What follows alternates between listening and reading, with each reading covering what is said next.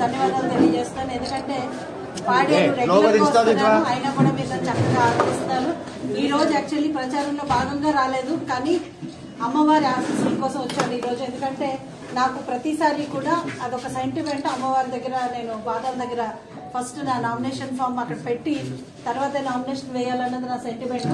So 2014 లాగే ఇక్కడే కూర్చుని టెంపుల్లో సైన్ చేయడం కూడా జరిగింది.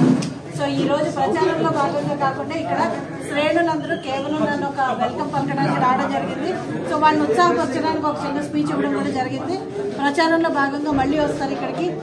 అమ్మవారి ఆశీస్సులతో ఈ రాష్ట్రానికి, ఈ దేశానికి, ఈ కాన్స్టిట్యున్సీకి మంచి జరగాలి. ఎందుకంటే గిరిజనులు చాలా విధంగా నష్టపోయిన పరిస్థితి ఈరోజు చూస్తున్నాం. కాబట్టి చాలా మంది గిరిజనులు ఈరోజు కడుపు మంటతో ఉన్నారు.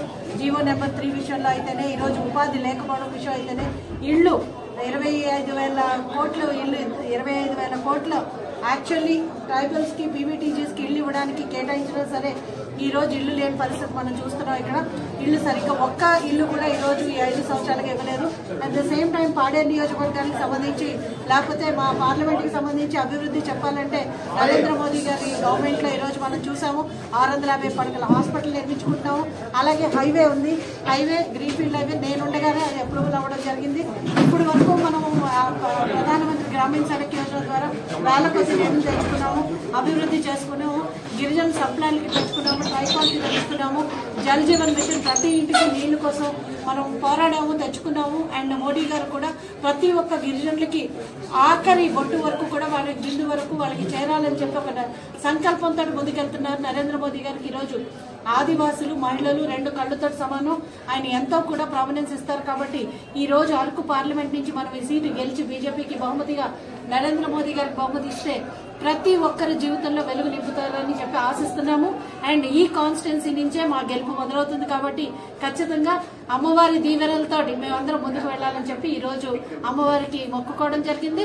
ఈ రోజు ప్రతి ఒక్కరికి కూడా ఈ రోజు చాలా అంటే ఎండాకాలం చాలా ఇబ్బందులు పడుతున్నారు శ్రేణులు. కానీ ఈ రోజు భగవంతుడు కూడా మాకు చల్లగా చూడడం వల్ల కొంచెం మబ్బుగా ఉండి చక్కటి వాతావరణంలో ఈ రోజు ర్యాలీ చేసుకున్నాము.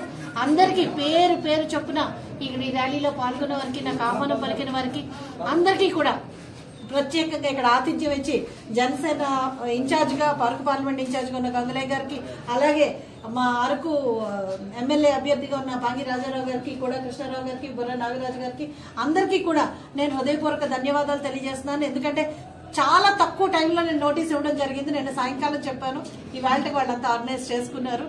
చాలా గ్రాండ్ వెల్కమ్ పలికారు. అందరికీ మరొకసారి మీ సోదరులందరికీ నా ప్రోగ్రామ్ అంతా కవర్ చేసినందుకు, అలాగే ప్రతిసారి వెన్నుండి ఇక్కడ ఉన్న సమస్యలన్నీ నా దృష్టి తీసుకొచ్చి ఎట్లా అయితే పరిష్కార దిశగా కృషి చేశామో ఇంతకుముందు, అలాగే మీ యొక్క సహాయ సహకారం నాకు అందిస్తారని చెప్పి మీ అందరినీ నేను కోరుకుంటూ మరొకసారి మీ అందరికీ హృదయపూర్వక ధన్యవాదాలు.